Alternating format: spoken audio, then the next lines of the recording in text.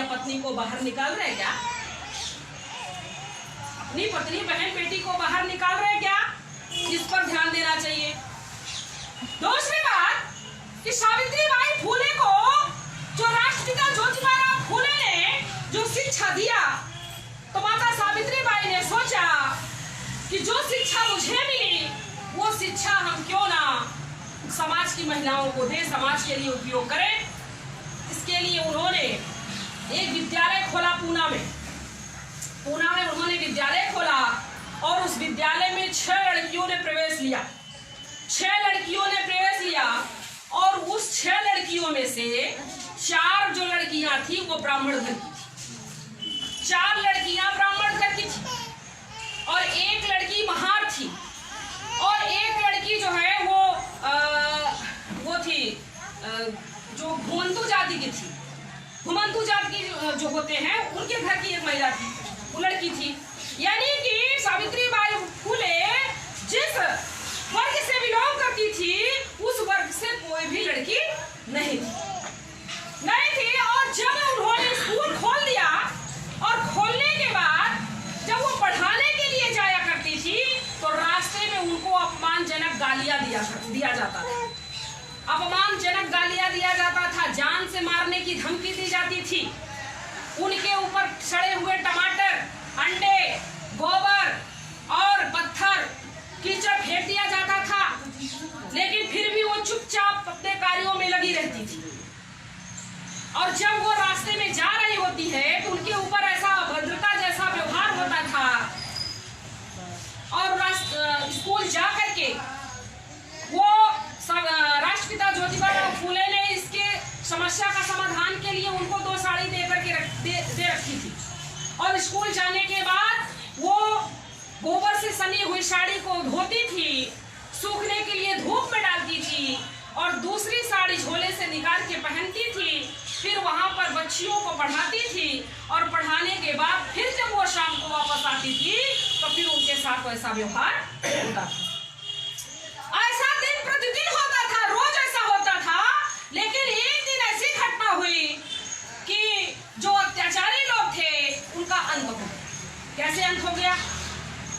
एक बदमाश उनके रास्ते में रोज रुकावट पैदा करता था, रोज उनको गालियां दे करके वो उनको अपमानित करता था।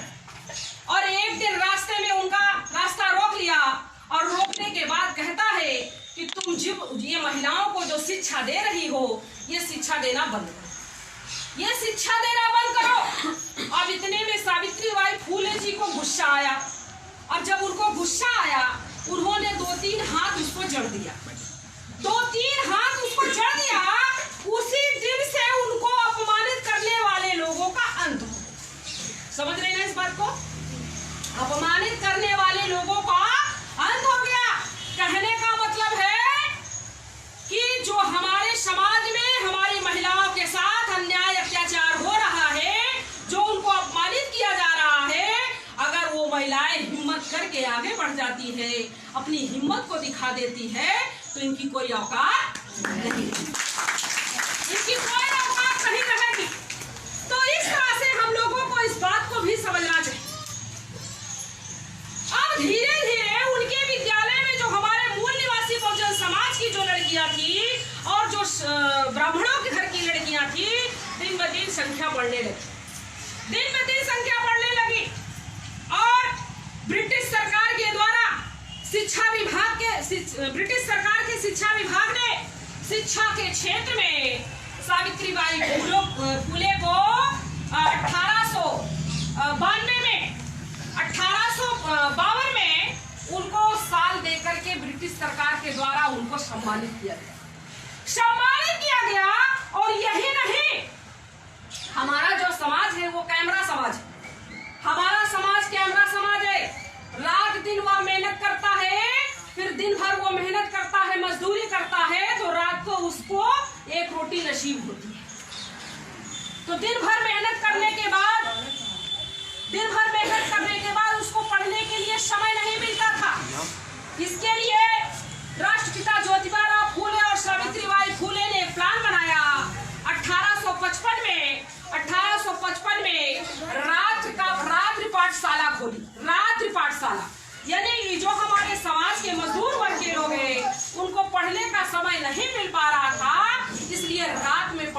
का निर्णय लिया 1855 में और उन लोगों को पढ़ाना स्टार्ट किया। और वहीं दूसरी तरफ मनुस्मृति के कानून में ये नियम लागू था कि जो महिलाएं विधवा हो जाती थी, विधवा महिलाओं का मुंडन कर दिया जाता था, यानी कि जबरदस्ती उनके बाल को मुड़ा दिया जाता था।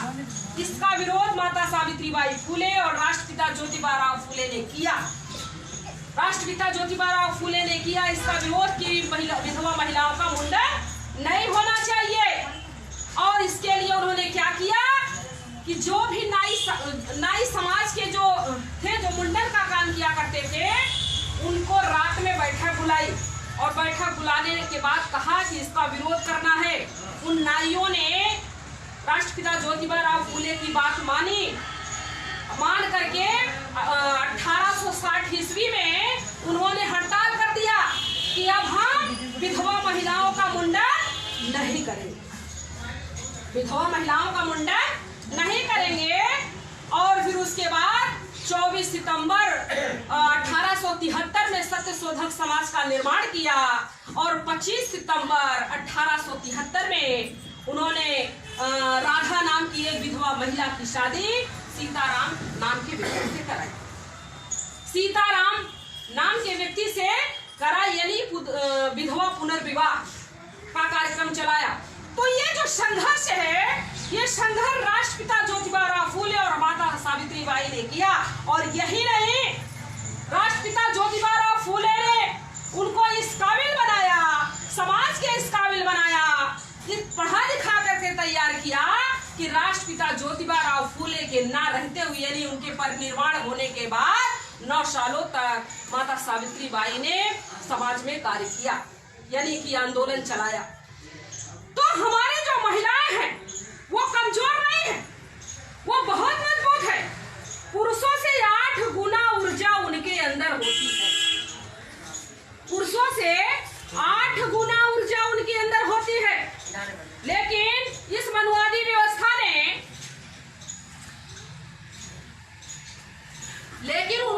व्यवस्था ने उनको लाचार, मजबूर, कमजोर, अबला बना दिया। लाचार, कमजोर, मजबूर, अबला बना दिया। ये कुछ नहीं कर सकती है, ये कुछ नहीं कर सकती है। इसको केवल घर की चहरदीवारी में रहना होगा और घर की चहरदीवारी में रह करके बच्चे पैदा करना होगा और बच्चों का परवरिश करना होगा, खाना बनाना होगा, पति की सेवा करना होगा और उसको घर की चहरदीवारी में रहना होगा, घर से बाहर ना निकले।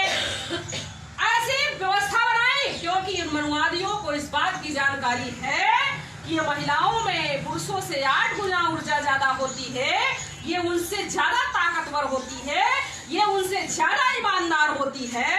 अगर ये घर से बाहर निकली, इसको शिक्षा का अधिकार मिला, तो मान सम्मान का अधिकार मिला, तो ये क्या करेगी, इसको इतिहास की जानकारी हो जाएगी। और जब इतिहास की जानकारी हो जाएगी तो अपना पराया दोस्त दुश्मन की पहचान करने के लायक हो जाएगी। अब जब दोस्त दुश्मन की पहचान करने के लायक हो जाएगी तो हमने जो व्यवस्था बनाई है, मनुवादी व्यवस्था, इस व्यवस्था को मानने से इनकार कर, इस व्यवस्था को मानने से इनकार कर देगी। इस बात को इनको डर है।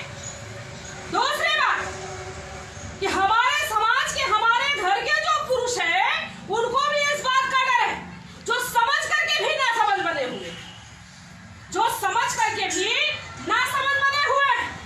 वो सोचते हैं कि अगर हमने अपनी महिला को घर से बाहर निकलने का प्रयास किया, वो घर से बाहर निकल गई, तो उसको अच्छा बुरा इतिहास की जानकारी हो जाएगी।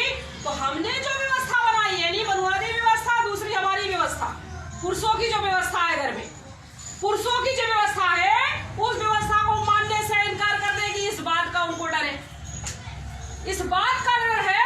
लेकिन इस बात को हम लोगों को ध्यान में रखना चाहिए कि जब तक इस देश की 50% की महिलाएं इस आंदोलन में भागीदार नहीं होगी, तब तक आपका आंदोलन सफल होने वाला नहीं है। आपका आंदोलन सफल होने वाला नहीं है। इसलिए 50% की महिलाओं को बाहर निकलना बहुत जरूरी है। और ये ब्राह्मण हमारी महिलाओं को हथियार के रूप में इस्तेमाल करता है, हथियार के रूप में इस्तेमाल करता है। हम कॉलोनी में रहते हैं,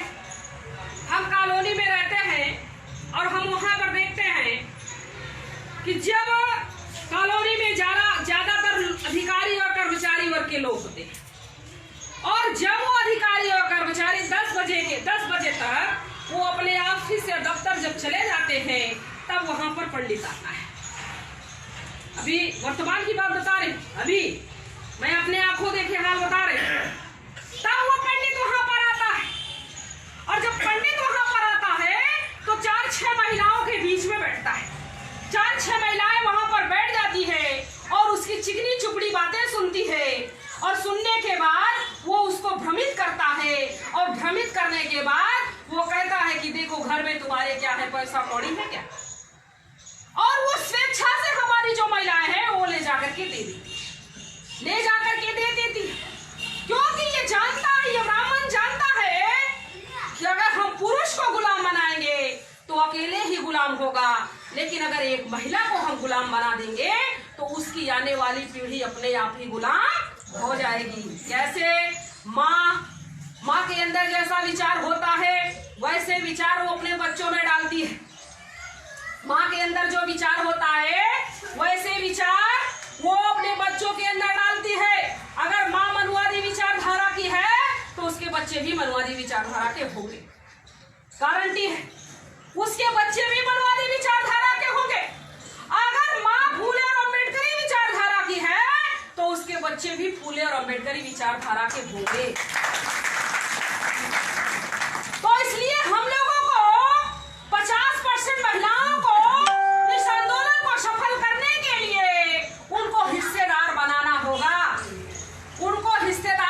होगा, अगर आप ऐसा चाहते हो तो, और नहीं चाहते हो तो आपके कार्यों में बाधा उत्पन्न होती रहेगी।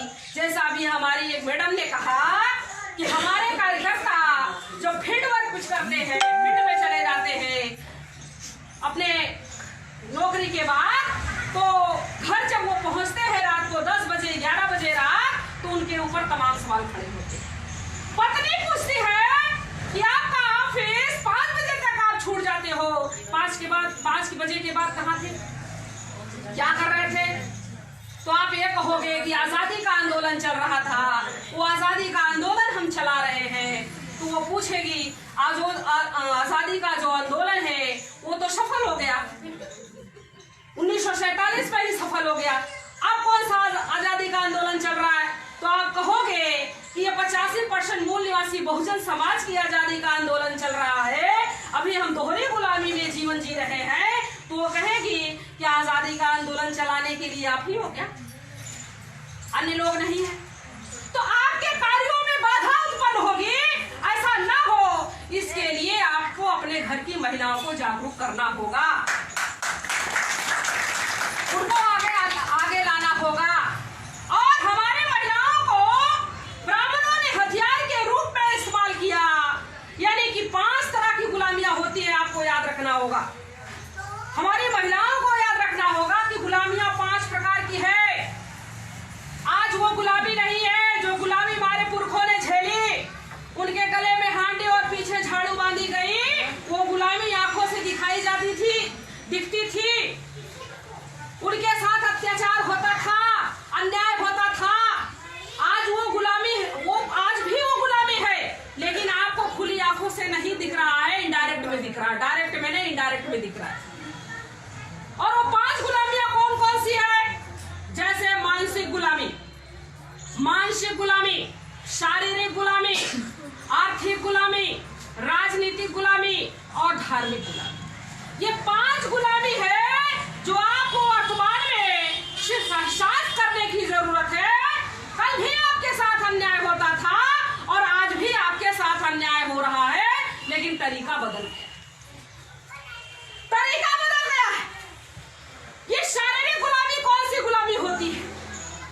शारीरिक गुलामी वह गुलामी होती है जिसके द्वारा हमसे काम करवाया जाता है, मेहनत मजदूरी करवाया जाता है, और हम जब अपनी मेहनताना मांगने के लिए इनके घरों में जाते हैं तो ये हमको कहते हैं कि जाओ कल आना। हम अपनी मजदूरी लेने के लिए जाते हैं तो हमसे ये कहता है कि जाओ कल आना, और जब हम कल जाएंगे तो फिर वो कहेगा कि जाओ परसों आना। हम परसों जाएंगे तो कहेगा अगले दिन आना।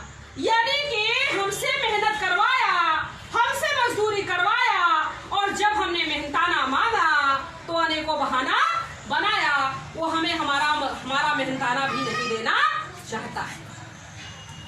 ये समस्या समाज में अभी कुछ हद तक कम हुई है, लेकिन अभी खत्म नहीं हुई। ये है शारीरिक गुलामी, सिर्फ एहसास करने की जरूरत है। दूसरी मानसिक गुलामी। 5000 सालों से इन मनुवादियों ने हमारे दिमाग को मानसिक रूप से गुलाम बना दिया। हमारे दिमाग में ऐसी ऐसी बातें भर गई है कि अगर आज हम लोग यहाँ पर चिल्ला रहे हैं तो एक बार चिल्लाने से वो अब निकलने वाली नहीं है। अभी आप यहाँ सुनोगी और सुनने के बाद घर जाओगी भूल जाओ। यहाँ सुनोगी और घर जाके भूल जाओगी। यहाँ सुनने के बाद तो आपके दिमाग में हो रहा है, आ रहा है, नहीं अब ऐसा नहीं करेंगे। अब मैं ये मनवादी विचारधारा को हम समाप्त कर देंगे और फूले और अम्बेडकरी विचारधारा की प्रस्थापना करेंगे, ऐसा आपके दिमाग में आ रहा। लेकिन अभी आप सुन रही हो और सुनने के बाद फिर घर जाकर के भूल जाओ। तो 5000 साल से हमारे दिमाग में ऐसी ऐसी बातें भर दी गई है कि आज वो हमारे चिल्लाने से निकलने वाली नहीं है। जैसे उदाहरण के लिए एक एग्जाम्पल आपको हम देना चाहेंगे कि एक शराबी व्यक्ति शराब पीकर वो सड़क पर बेहोश पड़ा। क्योंकि जो शराब पीने वाला व्यक्ति होता है वो कभी कभी इतना ज्यादा शराब पी लेते हैं कि वो सड़क पर गिर जाते हैं, उनको कोई होश खबर नहीं रहती। तो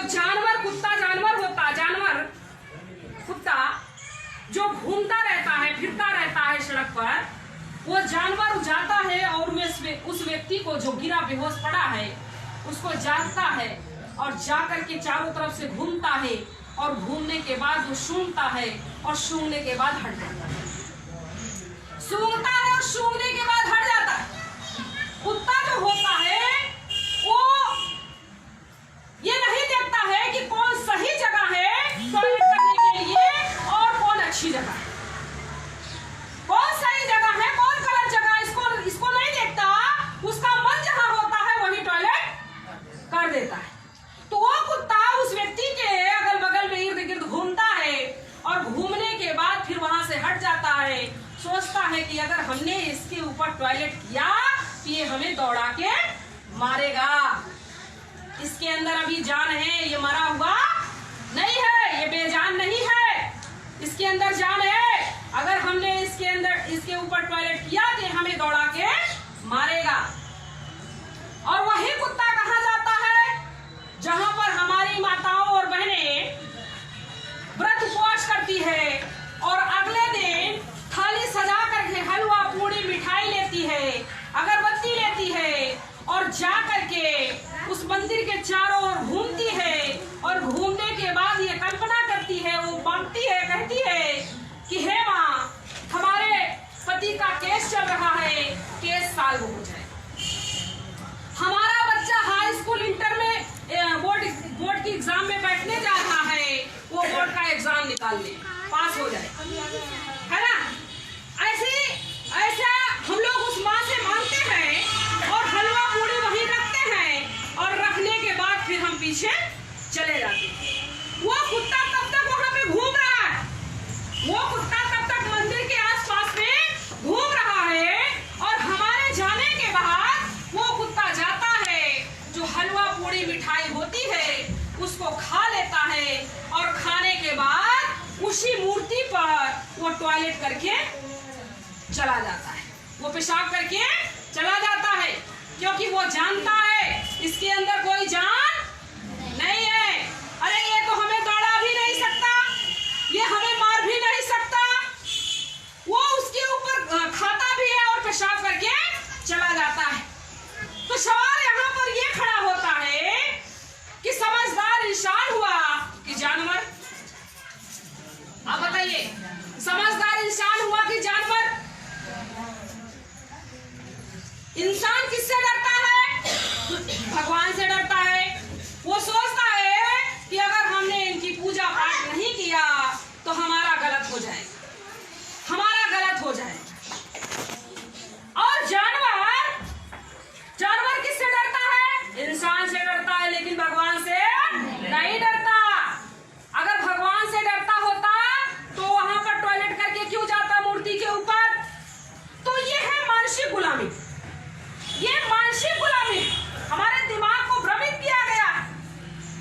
दास ने कहा, पाथर पूजे हर मिले तो मैं पूजू पहाड़, पाथर पूजे हर मिले तो मैं पूजू पहाड़।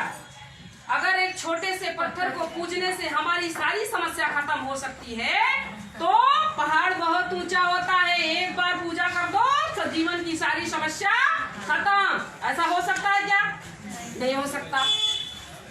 और कबीरदास ने कहा, कबीरदास ने एक दोहा और कहा कि माटी का एक नाग बनावे और पूजे लोग लुगाया, माटी का एक नाग बनावे पूजे लोग लुगाया, और घर में जिंदा नाग निकले तो लाठी ले धमकाया। है ना? कबीरदास ने कहा कि माटी का एक नाग बनावे और पूजे लोग लुगाया, और जिंदा नाग मिले जब घर में तो लाठी दे धमकाया। मिट्टी का जो नाग होता है, मिट्टी का जो नाग होता है उसको हम पूजा करते हैं, उसको दूध चढ़ाते हैं, उसको हम लावा खिलाते हैं, और घर में अगर जिंदा नाग मिल गया तो उसको लाठियों से पीट पीट करके उसको मार डालते हैं। और यही नहीं, उसकी आंख भी कुचल देते हैं कि अगर आंख इसकी नहीं हमने कुचला तो इसका जो दूसरा जोड़ा है वो हमसे बदला लेगा। फिर वही कबीरदास ने कहा, उन्होंने एक दोहा और कहा कि जिंदा माँ बाप को कौन ना पूजे, जिंदा माँ बाप को कौन ना पूजे, अब मरे बाद पुजवाया, जिंदा माँ बाप को कौन ना पूजे, अब मरे बाद पुजवाया, मुट्ठी भर चावल लेके कौवे को बाप बनाया। जिंदा माँ बाप को कौन ना पूजे, अब मरे बाद पुजवाया, मुट्ठी भर चावल लेके कौवे को बाप बनाया। समझ आ रहा ना? जब वो आता है ना, क्या वो एक अपना त्योहार आता है, हाँ, पितृ विसर्जन वाला, है ना?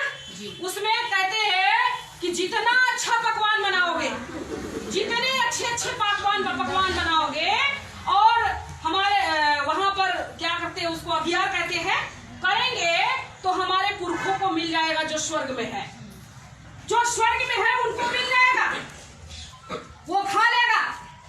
अब फिर जो कौवा होता है, कौवा अगर हमारे दरवाजे पे बैठ जाता है, काव काव करने लगता है, तो उसको कहते हैं ये कोई अशुभ समाचार लेकर के आया है, ये कोई अशुभ समाचार लेकर के आया है, इसको भगाओ यहां से। समझ रहे हो ना? इसको भगाओ यहां से। और उसी दिन पितृ विसर्जन के दिन वो कौवा उस खाने को खा लेता है तो कहते हैं हमारे पुरखे खा लिए, कहते हमारे पुरखे को मिल गए, हमारे पुरखे खा लिए। यानी कि अन्य दिन वो अशुभ हो जाता है और पितृ विसर्जन के दिन वो शुभ हो जाता है, वो हमारा पुरखा हो जाता है।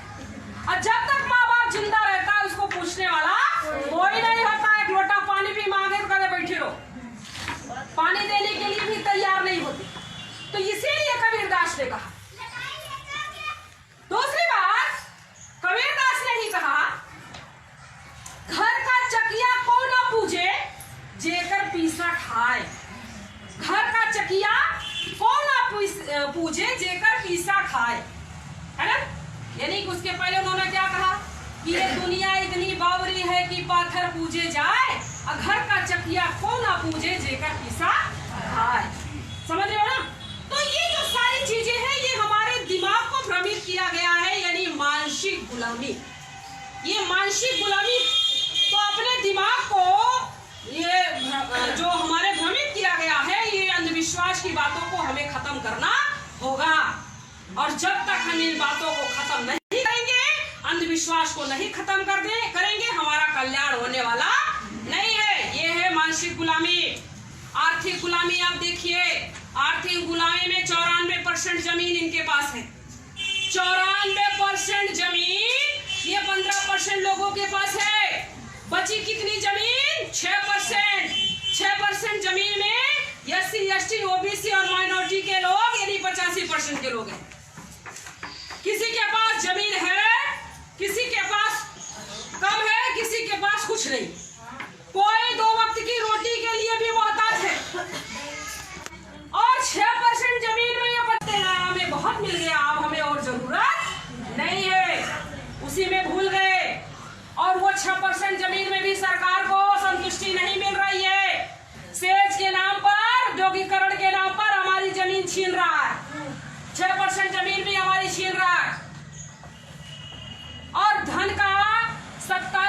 97% हिस्सा इनके पास है, धन का 97% हिस्सा, शिक्षा का 78% हिस्सा, नौकरी का 87% हिस्सा और धर्म पर 100% हिस्सा इनका है। धर्म पर 100% हिस्सा इनका। क्या है आपके पास? आपके पास कुछ नहीं है, और जो बचा था वो भी खत्म। आप सोचो कि आने वाले हमारे बच्चों का क्या होगा, उनके भविष्य का क्या होगा। हमने तो अपना जीवन किसी तरह से बिता लिया, लेकिन हमारे जो बच्चे हैं उनका क्या होने वाला है? सरकार शिक्षा भी खत्म कर दिया, नौकरी खत्म कर दिया। क्या है आपके पास? तो इस बात को हम लोगों को समझना चाहिए। ये है आर्थिक गुलामी, धार्मिक गुलामी, सामाजिक गुलामी। सामाजिक गुलामी, समाज में किसका सबसे ज्यादा सम्मान किया जाता है? अगर पंडित जी हमारे दरवाजे आ गए तो हमारे लोग खटिया से उठ जाते हैं, उसको बैठाते, मान से सम्मान से बैठाते हैं। तो सबसे ज्यादा सम्मान किसको मिलता है समाज में? ब्राह्मण को मिलता है। फिर किसको मिलता है? क्षत्रिय को मिलता है। फिर किसको मिलता है? बनिया को मिलता है। और शूद्र को क्या मिलता है? शूद्र यानी SC ST OBC और माइनॉरिटी के लोग यानी शूद्र है, इनको क्या मिलता है? इनको कुछ नहीं, कोई मान सम्मान नहीं मिलता। तो ये है सामाजिक गुलामी। राजनीतिक गुलामी भी है।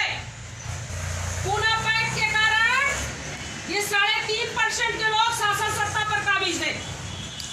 3.5% के लोग शासन सत्ता पे काबिज है, और उसी पूना पैक्ट के माध्यम से हमारे जो समाज के लोग हैं, वो बाबा साहब अम्बेडकर ने कहा था कि हमारे समाज के जो लीडर है, जो सांसद विधायक है, मंत्री है, वो हाई लेवल का गुलाम है। वो अपने समाज के मुद्दों की लड़ाई विधानसभा या पार्लियामेंट में नहीं उठाता, मुंह नहीं खोलता। वो तभी मुंह खोलता है जब उसको जमुआई आती है, नहीं तो वो चुप रहे। तो ये सारी जो गुलामियां हैं, मैंने 5 गुलामियां आपको बताई।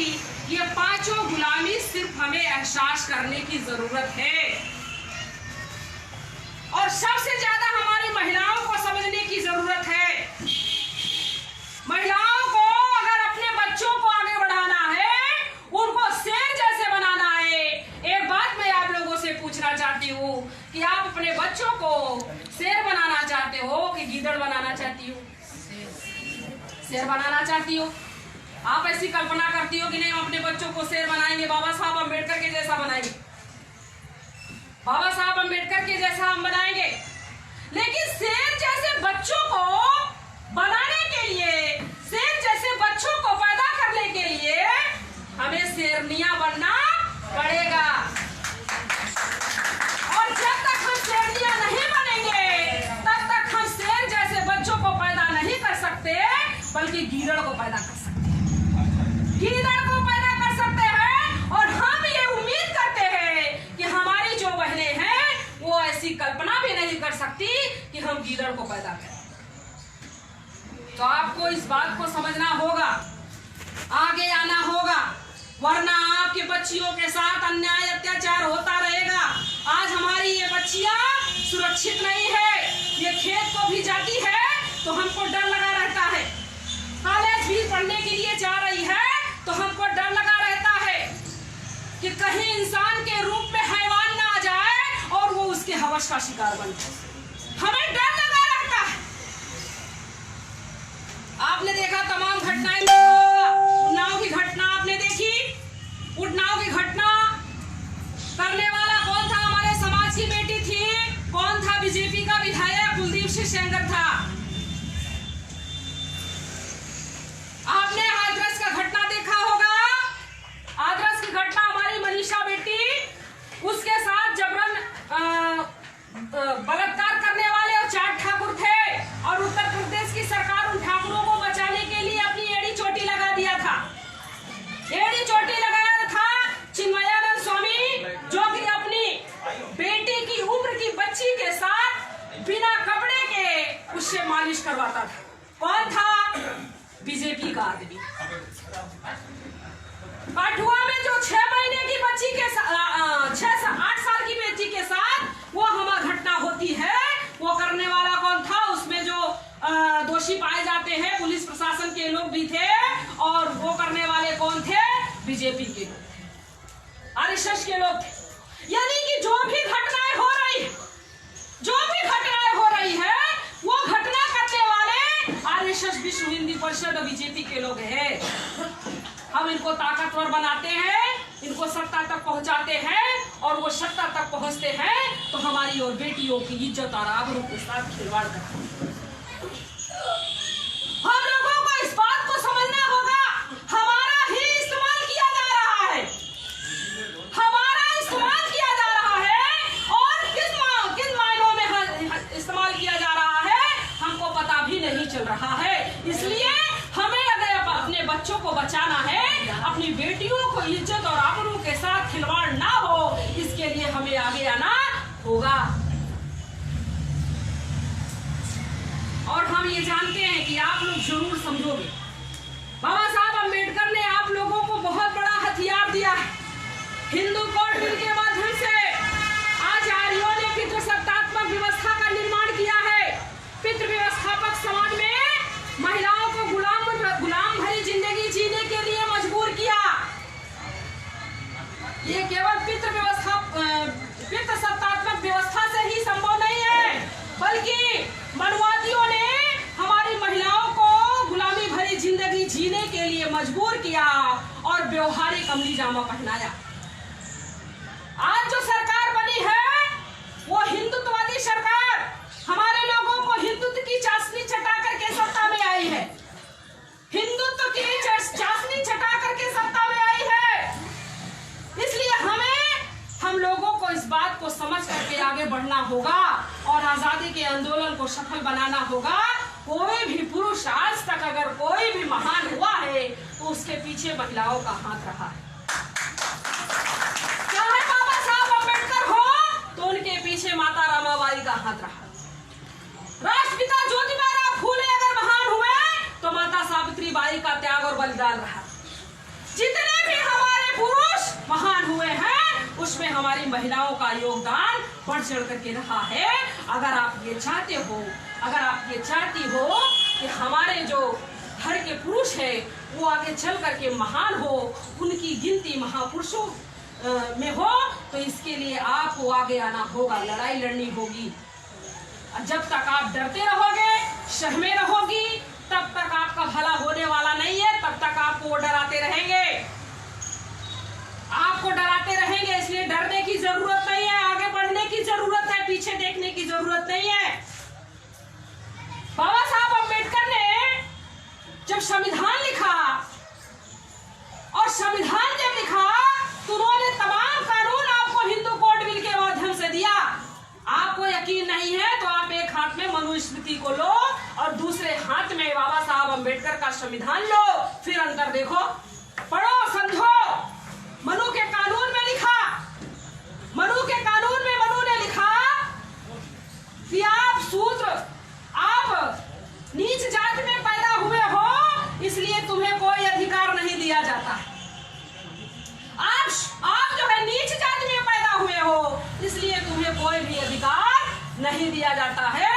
तो बाबा साहब अम्बेडकर ने संविधान में लिखा कि तुम नीच जाति में पैदा हुए हो, इसलिए तुम्हें सारे अधिकार बहाल किए जाते हैं, तुम्हें सारे अधिकार बहाल किए जाते हैं।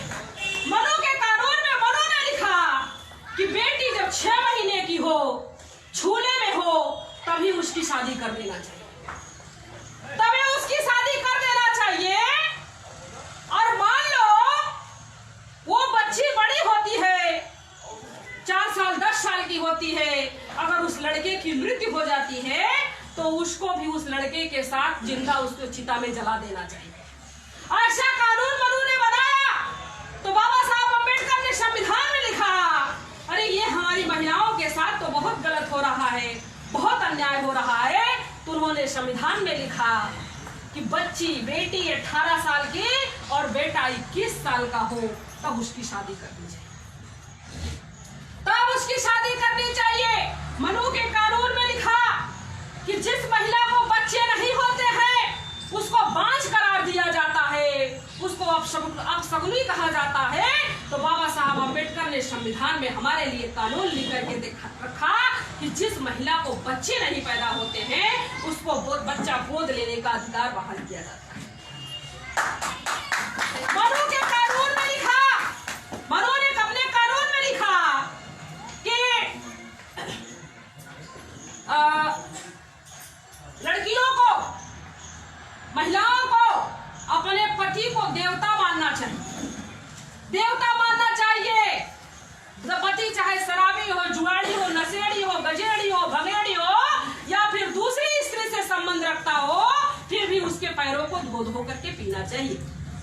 तो बाबा साहब अम्बेडकर ने संविधान में लिख दिया हमारे लिए कानून, और लिखा कि जिसका पति मारता हो, पीटता हो, जलील करता हो, शराबी हो, जुआड़ी हो, गजेड़ी हो, भंगेड़ी हो या दूसरी स्त्री से संबंध रखता है, उससे तलाक लेने का अधिकार दिया और पुनर्विवाह करने का अधिकार।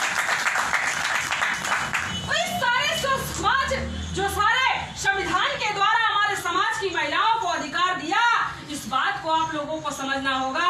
उन्होंने के पढ़ने का अधिकार आपको दिया, आगे बढ़ने का अधिकार दिया, शिक्षा का अधिकार दिया। उन्होंने संघर्ष किया, तो इसलिए संघर्ष नहीं किया कि आप घर में बैठ के चूल्हा चौका करो, आप घर में बैठकर केवल बच्चों को संभालो, आप केवल पति की सेवा करो, घर की चहर दीवारी में कैद रहो। इसके लिए आपको संविधान में कानून नहीं बनाया, बल्कि इसलिए बनाया कि बच्चों के साथ साथ उनके भविष्य के लिए और अपने पुरुषों को आगे बढ़ने के लिए, उनको इतिहास में अमर होने के लिए आपको उस घर के कामों के बाद जो समय मिलता है उसको समाज में देना चाहिए,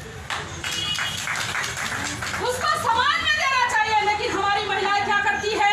हमारी महिलाएं घर के कामों से जब निपटारा पा जाती है, चूल्हा चौका खाना से फुर्सत पा जाती है, तो टीवी पर जो है सीरियल देखना पसंद करती है, टीवी पर सीरियल देखना पसंद करती है, सास बहू के झगड़े को देखती है और उसमें तमाम चीज देखती है, और वो देखती है, देखने के बाद अपने जीवन में भी लागू करती है, लागू करती है। ये नहीं जानती है कि वो हमारी लिव लाइफ नहीं है, वो हमारी लिव लाइफ नहीं है, वो तो केवल मनोरंजन के लिए बनाया जा रहा है, मनोरंजन के लिए बनाया गया, हमारा समय बर्बाद करने के लिए बनाया गया। और इसलिए समय बर्बाद करने के लिए बनाया गया ताकि हमको समय ना मिले, और जब हमें समय नहीं मिलेगा तो हम अपने बच्चों को आगे बढ़ने का शिक्षा नहीं दे सकते हैं। इस बात को आप लोगों को समझना होगा मेरी बहन, और समझ करके अपने जीवन में आगे बढ़ना होगा, अपने बच्चों को आगे बढ़ाना होगा। और दूसरी बात कि आप लोगों को एक बात कह करके मैं अपनी बात खत्म कर देना चाहती हूँ, समय ज्यादा हो रहा है, हमारी महिलाएं कुछ आपस में चर्चा भी कर रही है। मनु यक्ष पुराण के पेज नंबर 70 पर, यक्ष पुराण के पेज नंबर 70 पर लिखा गया है कि शूद्रों की घर की बेटियां, शूद्र का मतलब होता है सब, SC ST OBC सब, शूद्रों की घर की बेटियां अगर सयानी हो जाए तो उससे पहला संबंध बनाने का काम ब्राह्मण ईश्वर का है, ऐसा लिखा है धर्म ग्रंथ में, ईश्वर का है। अब ये ब्राह्मण तो जानता है कि ईश्वर तो कोई है नहीं, भगवान तो कोई है नहीं, भगवान का बाप मैं हूँ, भगवान का बाप मैं हूँ, और ईश्वर तो आने वाला है नहीं। अगर ईश्वर नहीं आएगा तो ये काम ईश्वर का बाप करेगा। और यही कारण था कि जब हमारी बेटियों की शादी होती थी और वो अपने माँ के घर को छोड़ करके, माँ बाप को घर के छोड़ करके पति के घर जाती थी, तो रास्ते में ही अगर ब्राह्मण का घर होता था तो वो हमारे बच्चियों की डोली रुका लेता था। समझने की बात है, डोली रुकवा लेता था और तब तक उसको अपने घर में रखता था, मनमाना करता था जब तक उसका जी नहीं भर जाता था, फिर उसको उसके पति के घर भेजता था। ये समस्या खत्म नहीं अभी है, मैं वो देख रही हूँ। आपके उत्तर प्रदेश का कुछ जिला है, मैंने वहां अपनी आंखों से देखा, सीतापुर जिला, लखनऊ मंडल का सीतापुर जिला है, वहां पर मैंने देखा। इधर इलाहाबाद में एक है एरिया, तहसील है, याद नहीं आ रहा है वो तहसील है, वहां पर भी ऐसा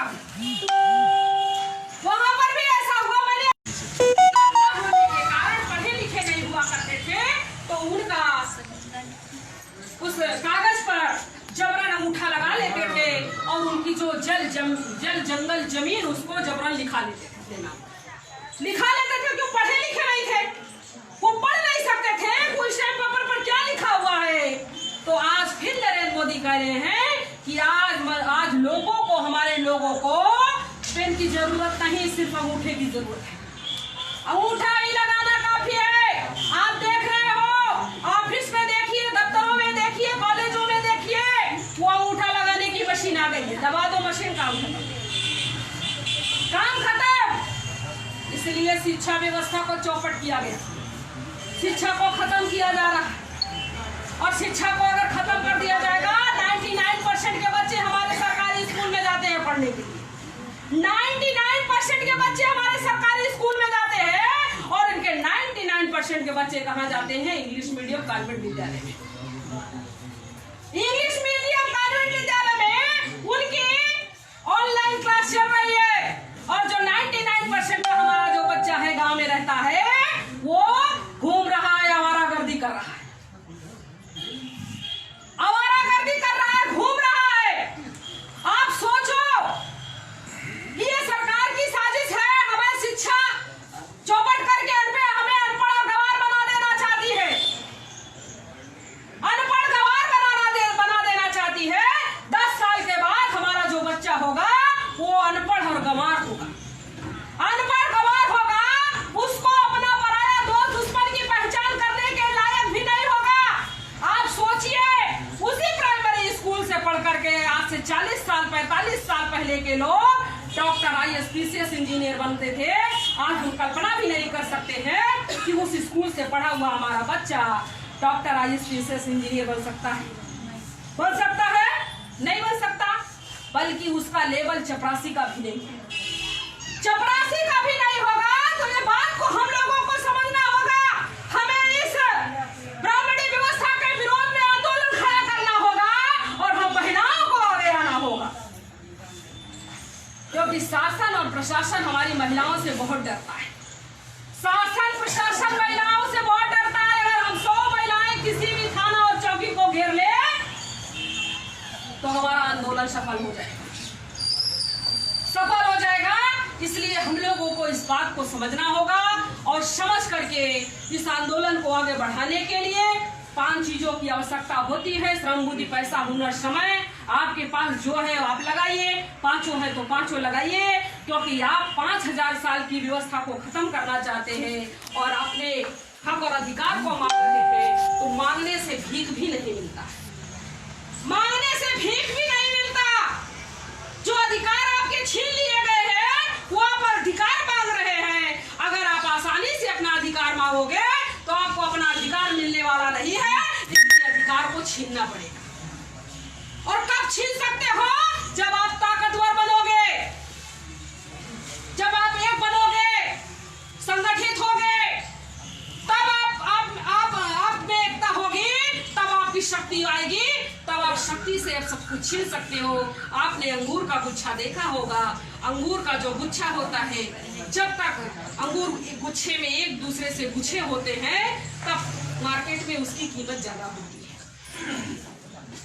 मार्केट में उसकी कीमत ज्यादा होती है। जब हम खरीदने जाएंगे तो जो गुच्छा वाला अंगूर हम लेना पसंद करते हैं तो उसकी कीमत ज्यादा होती है, और जो अंगूर गुच्छे से निकल गए होते हैं, ठेले पर अलग कोने पर रखा हुआ होता है, उसकी कीमत कम होती है, कम होती है। इसलिए हमें क्या बनना पड़ेगा?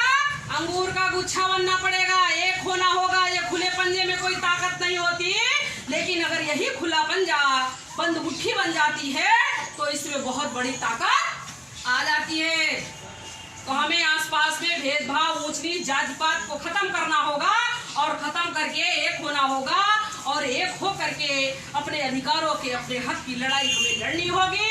ऐसा आप लोग करोगे। लेकिन दूसरी बात, आपने जो हमारी बातें यहाँ पर सुनी, वो बातें सुन करके केवल आप अपने आप में ही सीमित नहीं रखोगे, दूसरी भी महिला को बताओगे, दूसरी भी महिला को बताओगे। क्यों बताओगे? क्योंकि एक महिला जब कोई साड़ी खरीदती है तो दूसरी महिला को जरूर दिखाती है, उसको हजम ही नहीं होता, उसको हजम नहीं होता। वो खरीदती है तो दूसरे को जरूर दिखाती है। और दूसरी बात, अगर आपका पति कोई गुप्त चीज, कोई गुप्त बात आपसे करना चाहता है और आपको बता देता है और कहता है कि देखो बताना नहीं किसी से, बताना नहीं किसी से, तो उसको लगता है कि अरे मैं तो, मुझको तो ये बात बतानी चाहिए, ऐसी बहुत सी बात है, मुझे तो बताना चाहिए। तो दूसरी महिला से कहती है बहन एक बात है कि हमारे पति ने ये बात कही है, लेकिन उन्होंने कहा कि देखो किसी से नहीं बताना, और ये बात मैं तुम्हें बता रही हूँ तो किसी से मत। तो ये क्या होता है कि कड़ी बाई कड़ी जो है आगे बात बढ़ती जाती है। तो उसी तरह से आपको ये बात हजम नहीं करना है, हजम करके अपने तक सीमित नहीं रखना है, बल्कि अपने समाज की महिलाओं को, नात रिश्तेदार की जो महिलाएं हैं, सबको बताना है कि आइए ये हमारी आजादी का आंदोलन चल रहा है, अगर हम इसमें भागीदार नहीं बनेंगे तो हमारे बच्चों को कुछ मिलने वाला नहीं है, उनका भविष्य खतरे में है, उनके गले में तलवार लटक रही है, गले में तलवार लटक रही है। तो आप लोग ऐसा करोगे, इसी आशा विश्वास के साथ आप लोग यहाँ से शपथ लेकर के जाओगे कि हम इस आंदोलन को बढ़ाने के लिए जो मनुवादी विचारधारा है उसको खत्म करेंगे और फूले और अम्बेडकरी विचारधारा को प्रस्थापित करेंगे। इसी आशा और विश्वास के साथ आपने हमें बुलाया, हमें समय दिया, हमें सुना, इसके लिए बहुत बहुत धन्यवाद। जय मूल निवासी, जय भीम, जय